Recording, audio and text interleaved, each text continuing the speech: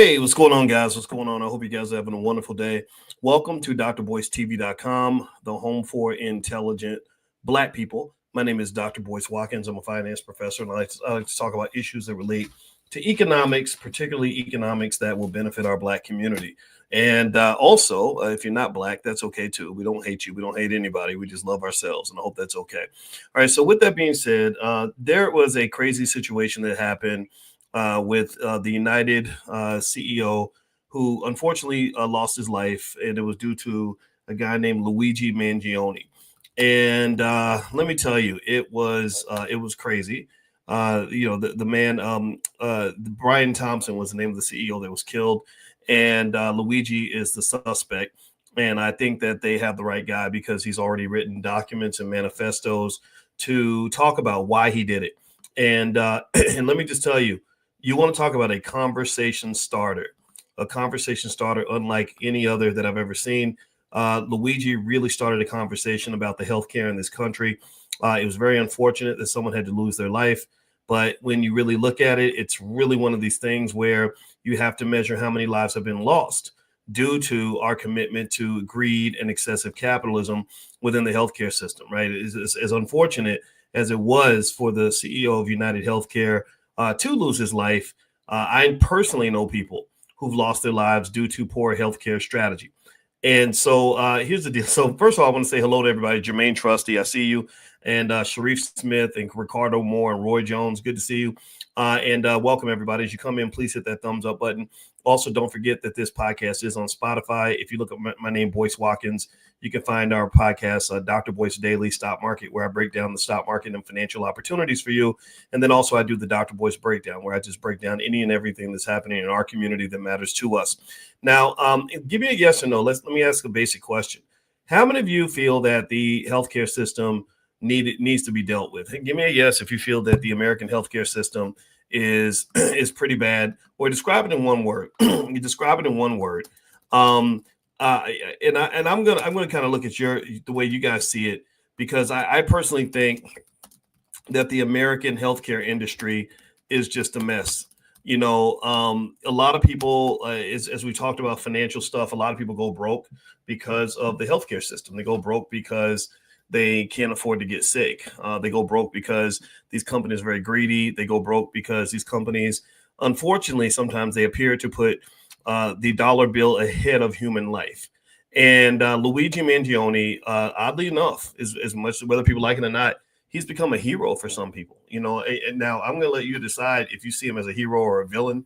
I'm not here to make that decision for you, but I can say that there is a big conversation happening about Luigi and whether or not the United Healthcare CEO had it coming to him.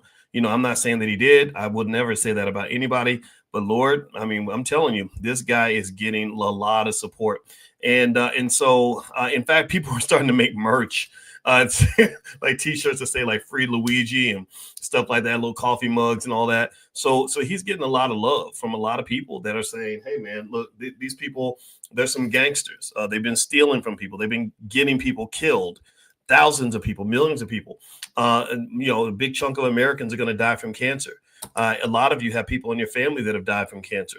Things are getting denied, in critical services that they need are getting denied. It's really bad. So in fact, if you want to know some of the criticisms of the healthcare system, one is high administrative costs. Did you know that the U.S. spends a significant portion of the healthcare budget on administrative stuff like billing, insurance processing, compliance, etc.? And that is much higher than they are in developing countries. In fact, the United States, Americans spend more on healthcare than any country on the planet, yet we are the fattest, sickest people on the earth. We're the fattest, sickest people on the earth. And what's fascinating about this Luigi guy is that he's smart enough. I mean, I think he went to University of Pennsylvania, if I'm not mistaken. He's smart enough to dissect these issues. And what I was really impressed with in his manifesto, which I'm going to show you guys in a second, was that he's smart enough to know how little he actually knows. Like he literally said, there are probably people that are more qualified than me to articulate the issues, but he knows that something's there. And I was really impressed with that, because you have a lot of, it's one thing to be smart, but it's another thing to be smart enough to know what you don't know. Right. And so that's a type of thoughtfulness that this young man seems to have. I hate the fact that he's going to have to spend a lot of time in prison. But if you want to see some of his manifesto, I put it on my Instagram. My Instagram is Dr. Boyce Finance. So feel free to take a look at Dr. Boyce Finance if you want to read it. So here, his full manifesto was released. And I'm going to read the first page. It says, "To the feds, I'll keep this short because I do respect what you do for our country." And I like that. I mean, if you're a cop or a fed, you're going to feel that he, is at least respectful of the country. He did it in a way where he wasn't just sort of trying to be a criminal. He did it in a way where he thought this was for the greater good. This was better for the country. So he seems to be patriotic on some level. He says, "To save you a lengthy investigation, I state plainly that I wasn't working with anyone. This was fairly trivial, some basic elementary social engineering, basic CAD. I get such a type of engineering, actually CAD design, a lot of patience. The spiral notebook, if present, has some struggling notes and to-do lists that illuminate the gist of it." So not only did he know what he was going to do, he knew how to kind of sort of summarize what he did. He knows what the process is going to be. Okay, you're going to investigate. This is what it's going to look like. And the social engineering, I imagine maybe he had to get some information about where the CEO was going to be. And then he says, "My tech is pretty locked down because I work in engineering, so probably not much info there." I believe he has a degree in engineering from a very good school. If I'm not mistaken, I could have swore it was University of Pennsylvania. He says, "I do apologize for any strife of traumas, but it had to be done." This is what's interesting here. He says, "Frankly, these parasites simply had it coming. A reminder, the U.S. has the #1 most expensive healthcare system in the world, yet we rank roughly number 42 in life expectancy." And that's pretty powerful. That's a powerful statement. That's a very powerful statement. You've heard me say this before, that it doesn't make sense that you spend more than everybody else, but your healthcare is the worst. Or it's much worse. It's the worst in all developing countries, developed countries. Of all the richest nations on the earth, the United States has the worst healthcare and pays the most money. That is despicable. That is despicable. Whether you like the guy or not, whether you like his tactics or not, you have to agree with this. He says United, which is a massive healthcare company, he says something indecipherable, probably a cuss word. He says it's the blank largest company in the U.S. by market cap, behind only Apple, Google, and Walmart. So he understands business and finance. He's looked at the market cap. He says it has grown and grown, but it has our life expectancy. No, it has not. No, the reality is these, and he said another indecipherable word, have simply gotten too powerful, and they continue to abuse our country for immense profit because the American public has allowed them to get away with it. He says, "Obviously, the problem is more complex, but I do not have space. And frankly, I do not pretend to be the most qualified person to lay out the full argument." This impressed me as well. He doesn't seem like a guy who's a know-it-all, but he's a guy who knows something. And he said, "Look, I'm trying to deal with it the best I can. But there are probably other people who can articulate the issue better than I can. I don't mind articulating the issue. I can't condone a killing of anybody, but I can say that it was really, to me, a killer killing a killer.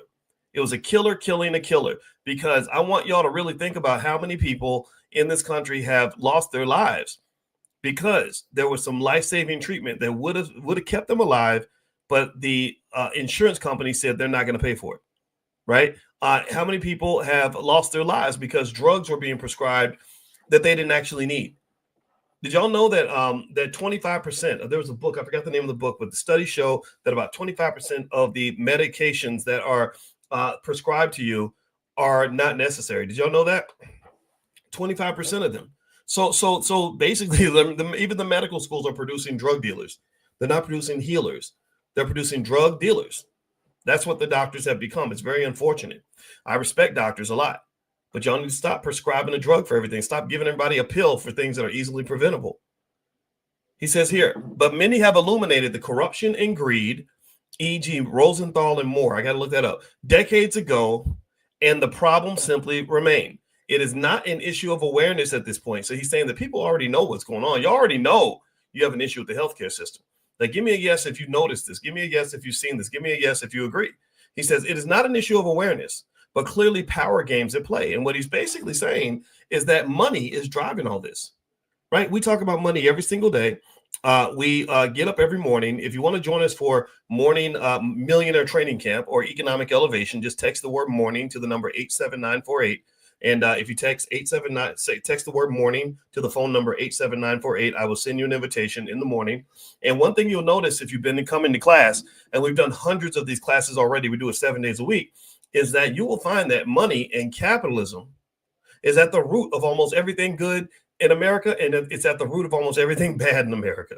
Everything that makes America great is related to money. Most of it is. And most of what makes America horrible is related to money. Money is power. And in this case, in the case of pharmaceutical companies and insurance companies, it's become an atrocious monstrosity of capitalist abuse against the American people. It's horrible. You cannot defend it. It's terrible. So he says, evidently, I am the first to face it with such brutal honesty. So he says, look, I'm the first guy that's going to do this. I know ain't nobody else going to do this. I know people are going to think I'm crazy, but he's trying to start a conversation. And I would say, again, whether you agree with him or not, I actually am glad that this conversation is being had.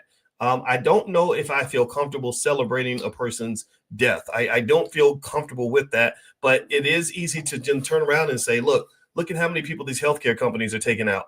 Look at how many millions of people have lost their lives and lost their wealth and lost everything because they confronted this terrible industry that literally gobbles up people's lives and their fortunes, just like a hungry beast, In fact, hospitals and healthcare providers, they typically don't even tell you where the pricing comes from. There's no transparency in pricing. So a lot of people are unaware of the costs of their treatment until after the treatment is done. So this leads to massive medical bills and financial strain for a lot of families. Drug prices in the U.S. are among the highest around the world, driven by limited price regulation and monopolistic practices by pharmaceutical companies. There's a medical debt crisis. Many Americans are basically in debt and going to die in debt because of the high deductibles, because of the co-payments, because of the services that aren't being covered. Medical bills are pretty much the leading cause of personal bankruptcy in the United States. How many of y'all knew that? How many of y'all know that the number one reason that people go bankrupt is because of medical stuff? They get you sick, and then when you get sick, all that wealth you've been working for, all those years you've been working to build a little something, save a little something for your kids, they come and take all that money from you. So these are some things that are going on in the system, and I think that this is what this young man was trying to protest. Since he's in his 20s, and I'm not in my 20s, I felt as a finance PhD that it was my job to articulate some of this for those who are still trying to understand why he felt this way. It's like what Chris Rock said about OJ. He said, look, I'm not saying that he should have did it, but I understand. I'm not saying he should have done it, but I understand. In fact, the healthcare system is probably one of the worst things about this country. Right up with that, from a financial standpoint, would be things like student loans. Universities should not be charging you $200,000 for a bachelor's degree. That is downright criminal. And the number one obstacle to Black wealth in America is the student loan crisis. The number two obstacle to Black wealth in America is the fact that they feed you all this garbage, nasty ass, salty ass, sugary ass, greasy ass food. You get, by the time you're 40, you got high blood pressure, diabetes, and heart disease. Then grandma's getting a foot cut off and you're running back and forth to the doctor, getting dialysis and all kinds of stuff. That becomes another cash flow machine. And then by the time you are done, you are broke. You have nothing. Half your money went to the student loans. The other half went to the medical care, and all that money you worked for, all those years, those thousands and thousands of hours you spent away from your babies, going to work every day, literally amounts to nothing, so that your kids have to start over from ground zero all over again. They do not benefit from everything you work for. So what is the solution to this? What is the solution? Well, the solution is you got to disconnect from these systems that are designed to break you. You have to rethink how you view education. Maybe student loans are not in your future necessarily. You got to rethink how you view getting up and going to work every day for these corporations. Maybe starting a business is the best route. Maybe investing should be something everybody does. Maybe you got to think about your physical health and your mental health as a connector to your financial health. So you can't think about building wealth without thinking about taking care of your health. If you destroy your health trying to build your wealth, guess what? The healthcare system is going to take all your damn money. They're going to say, keep working, Negro, because the harder you work, the more money we can have, because you're basically collecting money for us. You're collecting money so that when we give you that big old doctor bill for your diabetes, for your dialysis, for your obesity, then you're going to take all that money you've been working for, your big bloated ass, you got all unhealthy, getting up and going to work every day, but you ain't taking care of your health. And we're going to take all that you've worked for and we're going to put it in our pocket. That's why United Health is incredibly profitable. I think I own stock in United. I think I had it for a while. I don't remember. I had some different pharmaceutical companies and stuff like that. And so if you were to look at some of the financial stats of United Health, you would find that this is a very wealthy company. And in fact, actually, if you stick around to the end of the video, I'll give you a stock actually that I was thinking about buying in case you want to take a look at it. It's not investing advice, but I want to see you do well financially. So I'll mention that as well for those of you that came in today. But in terms of United Health, let me just tell you how wealthy this company is. The company made about $371 billion this past in 2023. They have $32 billion in operating income. Their net earnings per share is pretty high, in the hundreds of billions, or in the tens of billions. And also their market cap as of July 15, 2024 was $500 billion. So this $500 billion, unfortunately, was built on the back of a lot of practices that many deem to be highly unethical. And so as you kind of look at this healthcare system, I think it's very important to do your best to stay away from it.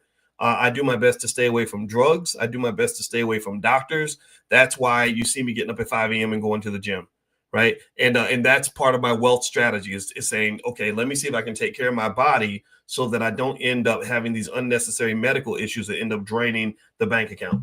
Now, if you want a stock that I'm actually going to buy some shares in that I just kind of like right now, based on my research, it's Uber. I like Uber. Uber, unfortunately, Uber is another capitalist bastard because they don't like their drivers, so they're doing everything they can to get rid of their drivers and get into autonomous vehicles. I believe that Uber in 2025 could end up having a great year, assuming that the market doesn't have any significant problems. And I think definitely long-term, Uber is a pretty powerful long-term play. So if you are interested, this is not investing advice, but there is, based on my research, some belief that Uber is going to be a pretty good investment for the future. All right, guys. So anyway, that's it. I just wanted to come in and talk to you guys about this really quick. My wife is waiting for me to come to bed, and she's the sexiest woman on earth. So, I want to hop into bed with her. And so I will see you all tomorrow morning. If you want to join us for Money in the Morning, our economic elevation training, you can text the word morning to the phone number 87948. Text morning to 87948. And if you don't know how to invest or you want to understand wealth better, feel free to go to blackmoney101.com, and we will educate you better in the Black Business School than any university you've ever attended, because we are the premium Black wealth experts on the planet. We were doing it before anybody else was doing it. And, and we also have done it bigger in terms of reaching millions of people. And so feel free to go to blackmoney101.com and check it out. I guarantee you're going to like what you see. All right, guys, I'm out of here. Have a good day. God bless you. Thank you so much for listening, and I'll see you soon. Take care. Bye-bye.